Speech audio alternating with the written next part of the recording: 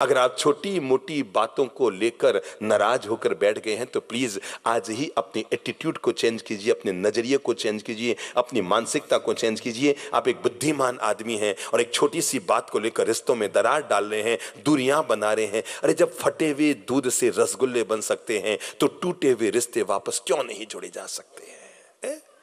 जिनसे आपने दरार डाल ली, बोलचाल बंद कर ली, आना जाना बंद कर लिया, उदार बनिए। और चलाकर मैं कहूंगा अभी अब जब यहां से जाए ना, और अगर आपको लगता है हल्का सा भी आपके देवरानी से हल्का सा भी तनाव है, मैं कहूंगा बाहर जाते ही उसको फोन करना, भाभी जी हो सकता है आपकी जेठानी आपकी बात का सही जवाब ना दे पाए, और मैं ये भी नहीं कहता कि आप सॉरी कह दे, पर आप अगर संवाद शुरू करेंगे तो विवाद खत्म हो जाएंगे। कैसा भी बड़ा विवाद बन जाए पर संवाद को बंद मत कीजिए। याद रखना, रिश्तों को कभी तोड़िए मत, क्योंकि गंदा पानी पीने के काम तो नहीं आता। बोल लो, गंदा पानी पीने के काम तो नहीं आता, पर कभी आग लग जाए ना तो उसे बुझाने के काम तो जरूर आता है।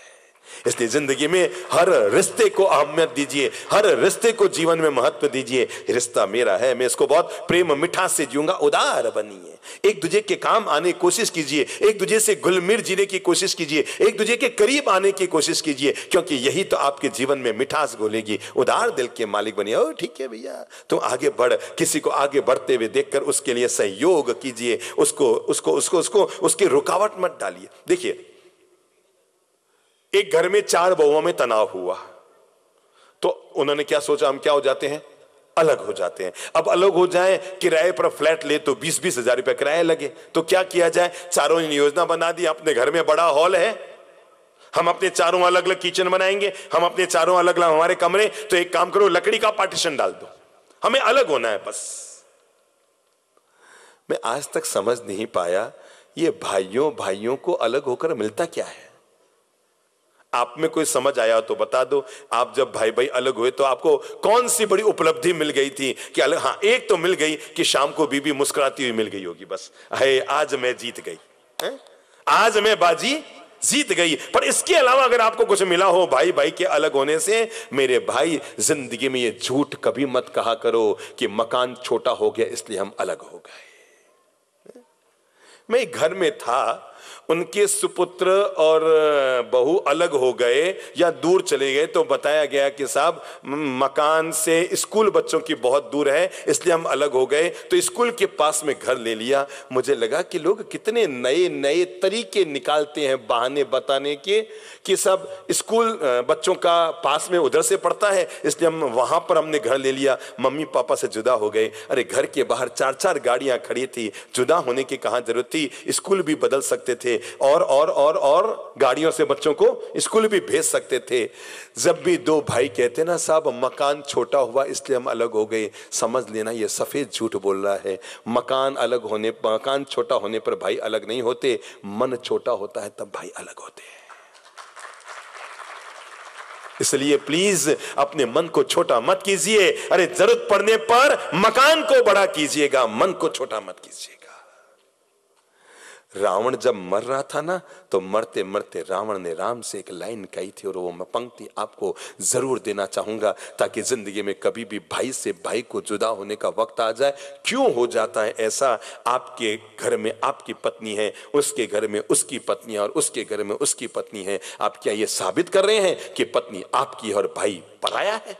क्या साबित करना चाहते हैं आप कि पत्नी आपके और बीवी बच्चे आपके और भाई आपका पराया है, मम्मी पापा आपके पराये हैं? आज तक इंसान जब अपने माँ बाप से घर को जुदा करता है, बीवी को ले जाना उसे याद रहता है, माँ बाप को साथ ले जाना याद क्यों नहीं रहता उसे? चैलेंज दे रहा हूं। इसलिए ये मत कहो कि मकान छोटा था इसलिए हम अलग हो गए। मन छोटा होता है इंसान का, तब इंसान जुदा होता है। और मरते मरते रावण ने राम से कहा था कि राम, मेरे मरने के बाद एक लाइन जरूर याद रखना, तुम युद्ध में जीते और मैं हारा हूं। मेरी हार में अकेला मैं नहीं और तुम्हारी जीत में तुम अकेले नहीं। राम, तुम इसलिए जीत गए क्योंकि तुम्हारा भाई तुम्हारे साथ था, और मैं इसलिए हार गया क्योंकि मेरा भाई मेरे खिलाफ था। ये भाई भाई के प्रेम की ताकत है, मेरे भाई भाई भाई के प्रेम की ताकत।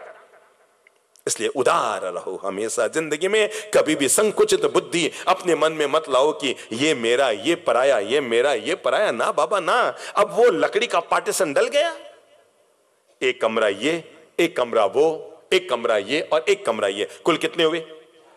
कमरे तो हो गए पर छत तो सबकी एक, और ऊपर करीबन 5-5 फुट का गैप भी हो गया। अरे भाई लकड़ी का पार्टीशन डाला 10 फीट का, 8 फीट का, 6 फीट का, पर चारों बड़ी खुश थी। वाह हमारे तो हम अलग हो गए, बस हमारा मन चाहा हो गया बस। सुबह सुबह, अब देखो सुबह सुबह पहली महिला ने, पहली बड़ी बहू ने अपने घर का, अपने वो जो कमरा बनाया था लकड़ी का पार्टीशन डालकर, ये मेरा कमरा, उसका कचरा निकाला।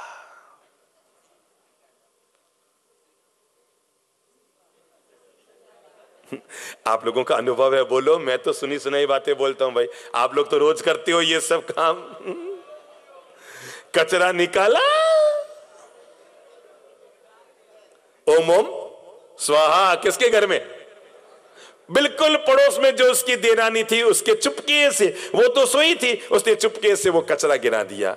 अब क्या हुआ होगा? उसने भी निकाला, 6 बजे इसने निकाला, 7 बजे उसने निकाला। अब उसने क्या किया होगा? पहली ने दूसरे के कमरे में डाला, दूसरे ने क्या किया? बोलो बोलो बोलो, कमर सीधी करके बोलो, यूं लटक के मत बैठो। है क्या? मोबाइल भले डिस्चार्ज हो पर जिंदगी हमेशा, सुबह उठकर ये मत देखा करो मैं मेरा मोबाइल चार्ज है कि नहीं, ये देखो मेरी जिंदगी चार्ज है कि नहीं, मैं दिव्य चेतना का मालिक हूं, मैं डिस्चार्ज नहीं रहूंगा। तो पहली ने दूसरी को डाला। अब आप फटाफट बोलो, किसको खड़ा करूं जो बताएगा कि आगे क्या हुआ होगा? हाँ ज्योति जी खड़े होइए। हाँ घबराओ मत, आप भी किसी के जेठानी हैं और आपके भी कोई देरानी है। पहली ने दूसरे को डाला तो दूसरे ने क्या किया होगा? जोर से बोले। आगे डाल दिया तीसरी को। तीसरी को, तो तीसरी ने किसको डाला होगा? चौथी। अब सोचो अंत में किसके आया होगा?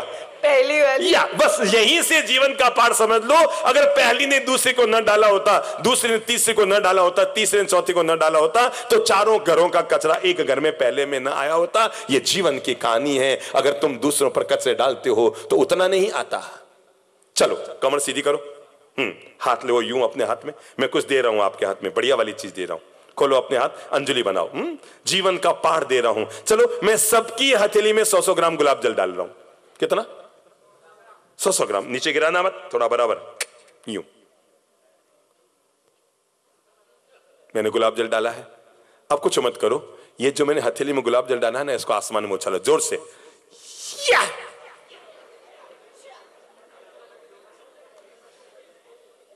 सोचो आप पे क्या आके गिर रहा है, क्या फुहारें आ रही है? सोचो सोचो सोचो, क्या आ रही है? क्या आ रही है? बोलो बोलो बोलो बोलो बोलो।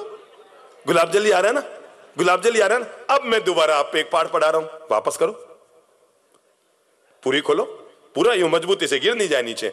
और मैं इसमें 100 ग्राम मिट्टी डाल रहा हूं, धूल। वही काम करो जो पहले किया था, जोर से जोर से। या! अब जरा बताओ आप पर क्या आके गिरा? गुलाब जल की फुहारी आई दोबारा? क्या आई? जिंदगी का नियम है, अगर हम गुलाब जल उछालते हैं दूसरों पर तो हम पर गुलाब जल आता है, और धूल उड़ाते हैं दूसरों की तो वापस हमारी भी धूल ही उड़ती है। उदार दिल के मालिक रहो, क्योंकि दुनिया में वापस हम पर ही हर चीज आती है।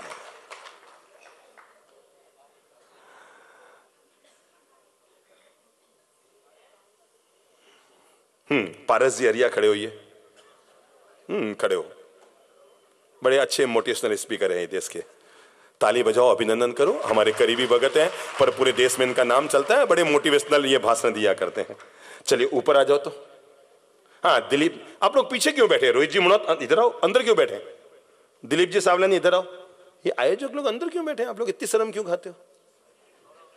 चलो आगे आओ, आगे आओ, आगे आओ, आगे। भला हुआ मेरी नजर पड़ गई, आप तो बैठे ही रह जाते अंदर। चलिए एक काम कीजिए दिलीप बाबू, ये जो भाई साहब है ना पारस जी, थोड़ी आजकल ज्यादा वो करने लग गए हैं, इनको अपन को दबा के बैठाना है। दबा के बैठाओ इनको, हाँ ऊपर से कंधे से दबाओ। हाँ आप बैठो। हाँ अब देखो, वो नीचे दबे तो ये क्या खड़े रह गए कि ये भी झुकना पड़ा। जब भी हम किसी को दबाते हैं तो ईश्वर हमें भी दबाता है। अब वापस इनको उठाओ, देखो देखो देखो, दोनों खड़े हुए। जीवन का सिद्धांत याद रखना, हम जब किसी को गिराते हैं तो हमें भी गिरना पड़ता है, और जब हम गिरे को उठाते हैं हम भी साथ में उठा करते हैं। तो ये सिद्धांत याद रखो, जो दूसरों के लिए उदार रहते हैं, गिराने वाले को उठाने वाला भगवान होता है और उठे हुए को गिराने वाला शैतान होता है। तो आज से क्या काम? गिरे को उठाएंगे, ठीक है ना? विराजो, बैठ जाओ, यहीं बैठ जाओ। मैं खास बात जीवन की, बैठ जाओ रोहित बाबू, यहीं बैठ जाओ, अंदर नहीं बैठने का, या तो मेरे पास बैठो, कल मैं पट्टा बड़ा बना लेता हूं भाई। जीवन का मंत्र हमेशा याद रखो, अपनी ओर से दूसरों के प्रति हमेशा उदार रहो, क्योंकि अगर आप उदार रहेंगे तो दूसरों के दिलों में आप राज करेंगे।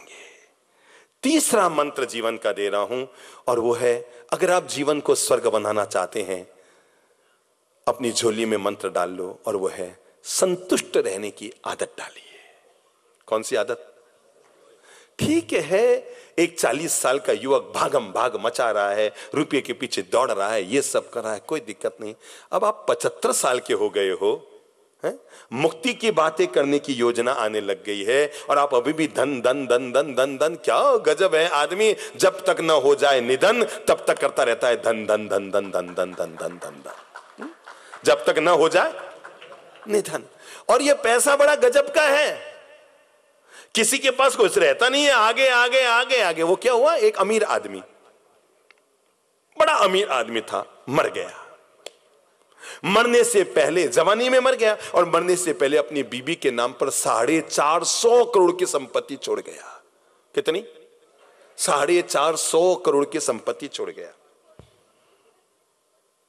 चला गया आदमी, बीबी ने उसी के ड्राइवर से शादी कर ली। देखो मोड़ देखो जिंदगी का। मैं आपको बताना चाहता हूं, जिंदगी भर पाई पाई पाई पाई इकट्ठा करता है, एंड में क्या होता है, बीबी ने किससे शादी की? किसके ड्राइवर से? अपने पति के ड्राइवर से। अब उसका मालिक कौन हो गया? वो दोनों हो गए। एक दिन उस पत्नी का भी स्वर्गवास हो गया।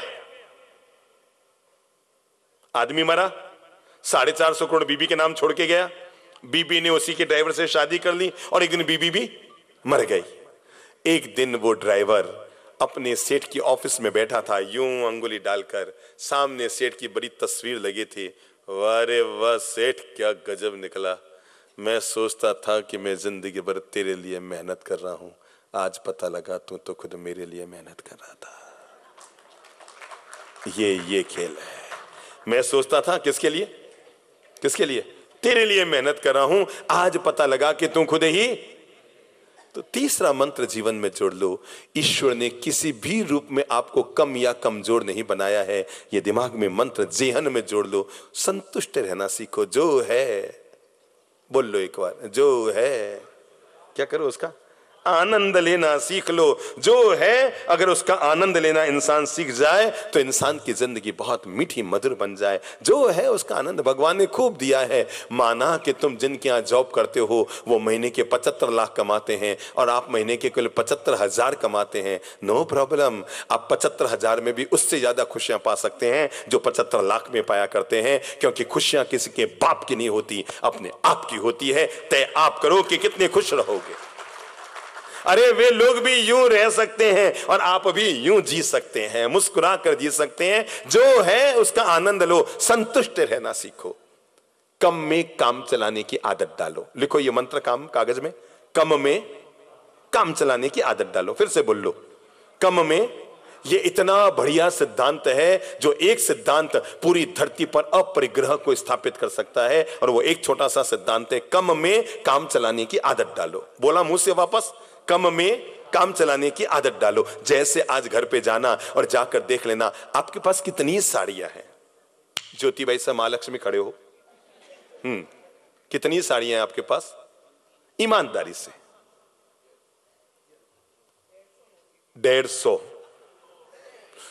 बहुएं आई है, बाकी वो 200 बता देंगे अभी, मुझे पता है। वो हाँ, मुझे पता है आपके पतिदेव आपका बहुत लाड करते हैं। कहाँ है नवीन जी? हाँ, 150 साड़ियां हैं। तो क्या आपको लगता है कि 200 साड़ियां जरूरी है या 100 में भी काम चल सकता है? पहले ये बताइए।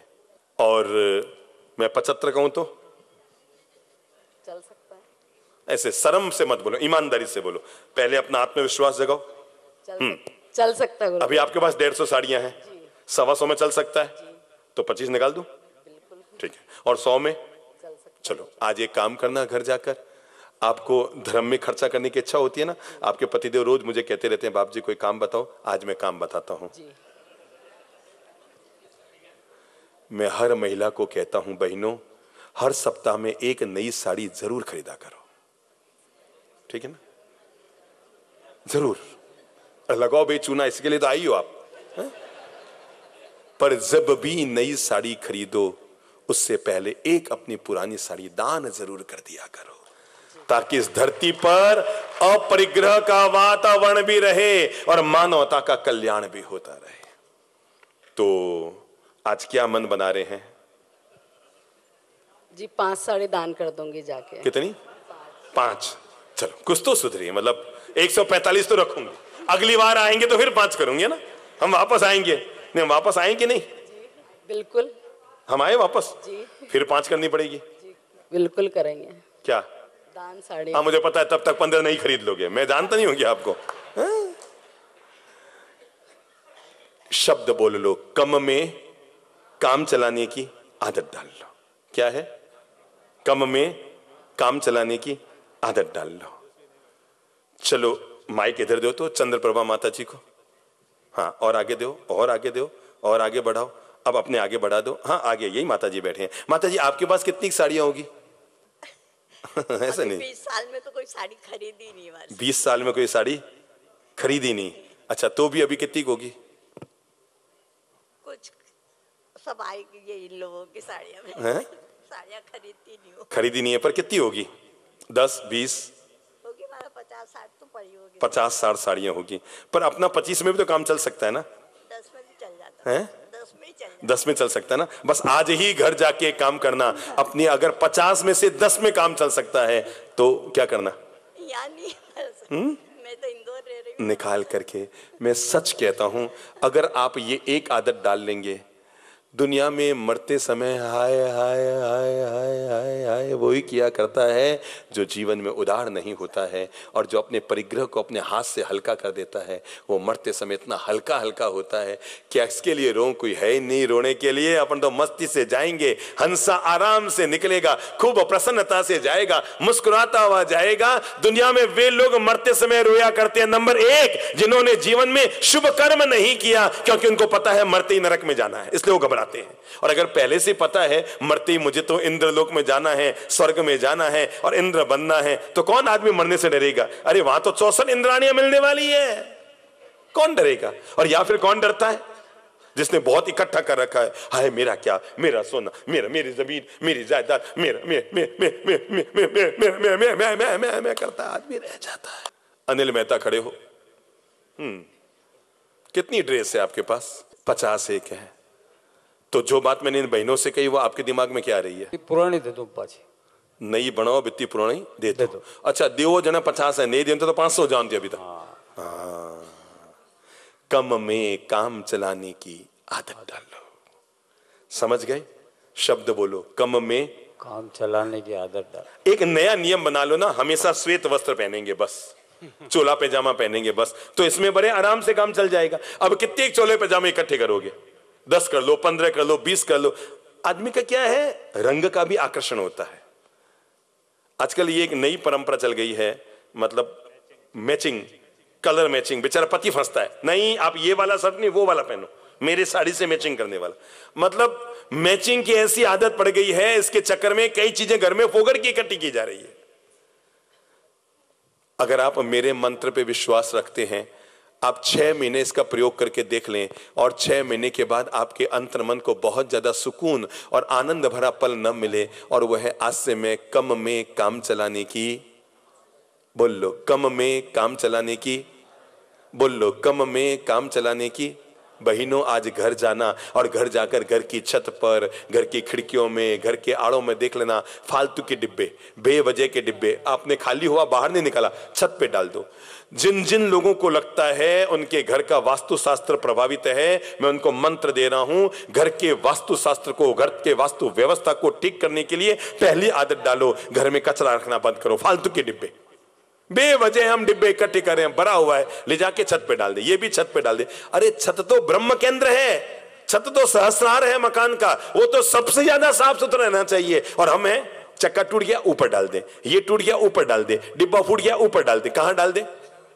जैसे हमने दिमाग को कचरा घर बना रखा है, वैसे हम घर को भी कचरा खाना बना देते हैं। कम में, आप नहीं बोलोगे तब तक मैं चुप नहीं होऊंगा। कम में काम चलाने की आदत डाल लो। दोबारा बोल लो, कम में काम चलाने की आदत डालो। ये एक आदत आपको जीवन में संतोष रहने की आदत डाल देगी। नंबर चौथा मंत्र है, और वो है परिवर्तन को स्वीकार करने की आदत डालो। जीवन को स्वर्ग बनाने का पहला तरीका मैंने बताया, और वो है जो है उसका आनंद लो। नहीं वहां कहो, पर पांचवा तरीका दे रहा हूं अपने आप को मोटिवेट करते हुए, और वो है परिवर्तन को। जीवन में परिवर्तन तो होंगे।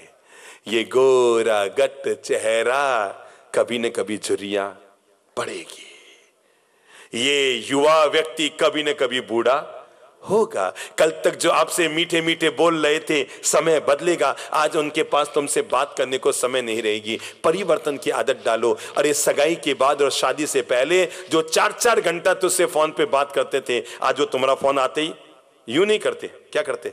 यूं करते हैं। ये समझ गया आप? यूं का मतलब क्या, यूं का मतलब क्या? यूं किया यानी ऑन, और यूं किया मतलब काट रहा है। एक दिन मेरे सामने रायपुर में एक महानुभाव बैठे जिन्होंने लव मैरिज की थी, ठीक है, और वो मेरे सामने बैठे हैं, और पत्नी का बार बार फोन आ रहा है, वो यूं कर रहे हैं, बार बार फोन आ रहा है, वो यूं कर रहे हैं, बार बार फोन आ रहा है, वो यूं कर रहे हैं। और खास बात देखो, वो 6 बार फोन को काट रहे हैं, और 7वीं बार में पत्नी खुद ही रूम में आ गई। वो बाहर ही खड़ी थी और वहीं से फोन कर रही थी, मेरा फोन क्यों काट रहे हो? मैंने जीवन का एहसास कराया, परिवर्तन को स्वीकार करो। कल तक यही बंदा तुम्हारे फोन पर आवाज सुनने को मरता था, आज तुम्हारे फोन को देखते ही काट रहा है। जिंदगी में होने वाले परिवर्तन को स्वीकार करो, क्योंकि अगर आप स्वीकार नहीं करेंगे तो आपके भीतर अवसाद आ जाएगा, घुटन आ जाएगी, मानसिक तनाव आ जाएगा, खिंचाव आ जाएगा। जो जीवन में परिवर्तन होता है, सबके दिन एक जैसे नहीं रहते। कल तक तुम आसमान में थे, आज जमीन पर हो। प्रेम से परिवर्तन को स्वीकार करो, क्योंकि परिवर्तन जीवन का हिस्सा है। परिवर्तन जीवन का हिस्सा है, और इसे स्वीकार करने के लिए हमारे पास कोई विकल्प नहीं है। कल तक आपके बाल कैसे गुंगराले गुंगराले थे ना, है ना? कैसे गुंगराले गुंगराले थे ना? पारस प्रभु, आपके बाल धौड़े किस तारीख को हुए थे पता नहीं है ना? हो गए। बस ऐसे ही जीवन में परिवर्तन होते हैं। काले बाल किस दिन धौड़े होते हैं पता नहीं लगता, और सिर के बाल किस दिन उड़ जाते हैं। आप बताएंगे किस दिन ये बाल उड़े थे? पता ही नहीं लगा और उड़ गए।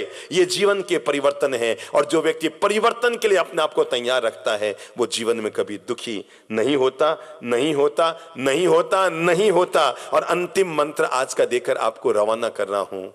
हाथ में ले लो गिलास, और वो है जिंदगी को खुशियां भरी जीने के लिए आधा गिलास भरा हुआ देखो, खाली देखना बंद कर दो।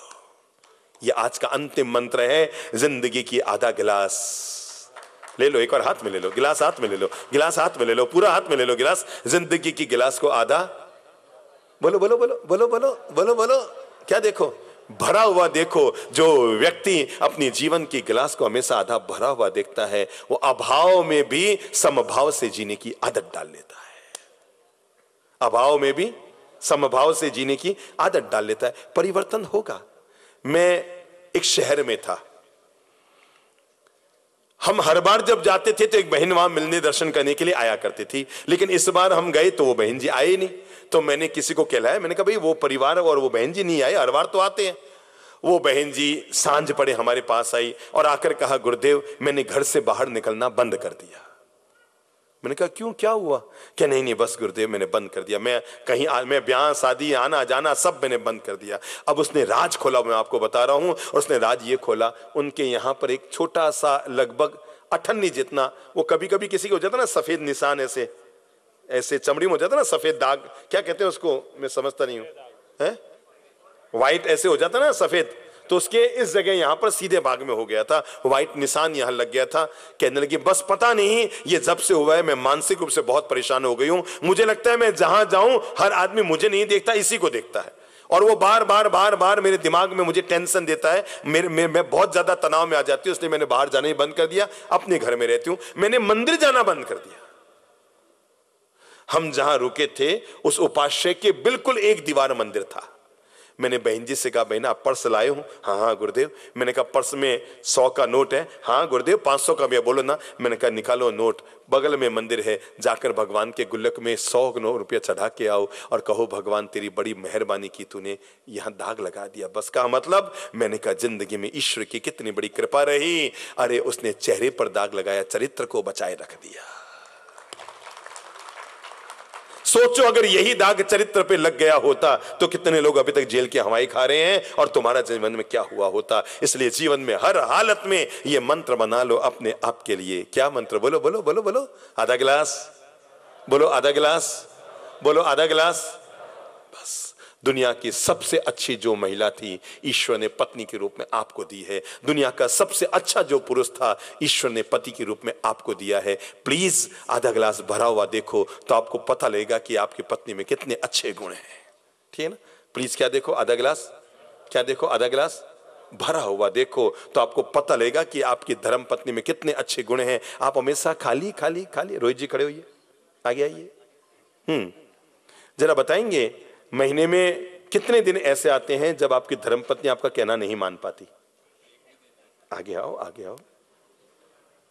एक बार ऐसे हवा में मत बोलो। कभी कभी ऐसा हो जाता है, आपने कहा वो भूल गई, दिमाग से निकल गया, कहना नहीं मान पाई। कितने दिन आते हैं? और आप? उतना ही? हाँ, इतने सीधे लगते तो नहीं हो। महीने में 1, 2, 4 मौके आते हैं जब आपकी धर्मपत्नी कहना नहीं मान पाती। आप आग बबूले होके बरस पड़ते उस पर कि मैं कह के गया था और तूने नहीं माना। मेरे भाई, आज जाकर एक गोल्ड मेडल लेकर आना और लाकर अपनी धर्मपत्नी को देना कि तूने 100 में से 98% मार्क्स पाए हैं, क्योंकि महीने में 1-2 बार तो कहना नहीं मानती, पर महीने में 100 बार तो कहना मानती है, मानती है, मानती है। समझ गए ना? दुनिया की जो सबसे अच्छी महिला थी ईश्वर ने वही आपको धर्मपत्नी के रूप में दी है। अब आप हैं आधा गिलास। क्या देखते हैं? क्या देखते हैं? इसमें ये भी नहीं है, ये भी नहीं है, ये भी नहीं है, ये भी नहीं है, ये भी नहीं है। ना बाबा ना। आज से विराजो, आज से मन को तैयार कर लो। जो है उसका आनंद लेने का मंत्र है आधा गिलास। आधा गिलास। उसकी कोठी आलीशान बन गई है, 3 मंजिला कोठी। क्या मस्त बनी है आलीशान कोठी। प्लीज मत देखो उसे, क्योंकि जब जब देखोगे दिल भी दुखेगा और गर्दन भी दुखेगी। कुटिया को देखो, न दिल दुखेगा न गर्दन दुखेगी, तो मस्त बने रहोगे। आधा गिलास हाथ में ले लेकर, आधा गिलास हाथ में ले लेकर, आधा गिलास भरा हुआ देखो। और जो व्यक्ति अपने जीवन में आधा गिलास भरा हुआ देखता है वो जीवन में कभी भी किसी भी हालत में दुखी नहीं होता। जो इस एक मंत्र को साथ में रखता है, क्या? बोल लो, आधा गिलास। बोल लो, आधा गिलास भरा हुआ देखेंगे। आधा गिलास भरा हुआ देखने वाला व्यक्ति अपने जीवन में कभी दुखी नहीं हो पाता। कमर सीधी करो। छोटे छोटे 5 मंत्र दे रहा हूं, खुद को बोल करके फिर यहां से रवाना हो जाओ। नंबर 1, आंख बंद कर लो, पलकें झुका लो, अपने आप को मोटिवेट करते हो बोलो, मैं दिव्य चेतना हूं। एक बार और बोल लो, मैं दिव्य चेतना हूं। मैं सदा बाहर खुश रहता हूं। मैं सदा बाहर खुश रहता हूं। मैं सकारात्मक सोच का मालिक हूं। फिर से बोल लो, मैं सकारात्मक सोच का मालिक हूं। आज का दिन मेरा दिन है। फिर से बोलो, आज का दिन मेरा दिन है। फिर से बोलो, आज का दिन। और अंतिम लाइन अपने आप को मोटिवेट करते हुए बोल लो, आज मुझे पता लग गया ईश्वर मेरे साथ है। ईश्वर मेरे साथ है। ईश्वर मेरे साथ है। ईश्वर मेरे साथ है। और जो व्यक्ति इस मंत्र को जीवन में जीता है वो कभी दुखी नहीं होता। आपको कैसे एहसास कराऊं कि ईश्वर आपके साथ है? सच्चाई ये है, आज एक रात में 1 लाख लोग दुनिया से ऊपर गए हैं। क्या कहा मैंने? 1 लाख लोग दुनिया से ऊपर गए हैं। हर रोज जाते हैं, मिनिमम से मिनिमम 1 लाख। संख्या लगभग कभी 1.25 लाख, 1,40,000, 1,35,000, 1,45,000, 1,75,000 तक जाती है रोज मरने वालों की संख्या। पर 1 लाख लोग तो मिनिमम से मिनिमम हर रात ऊपर जाते हैं। भगवान की कितनी बड़ी दया है, उसमें आपका नंबर नहीं आया है।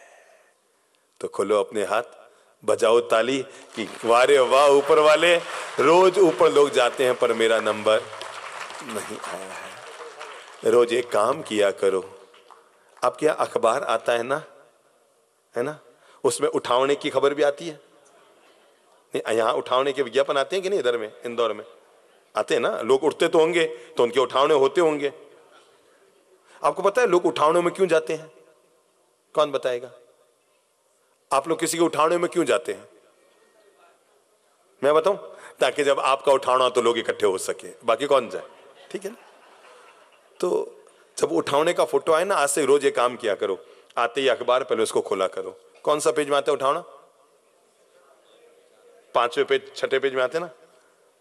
ये गया, ये भी गया, ये भी गए, ये भी गए, ये भी गए, ये भी गए।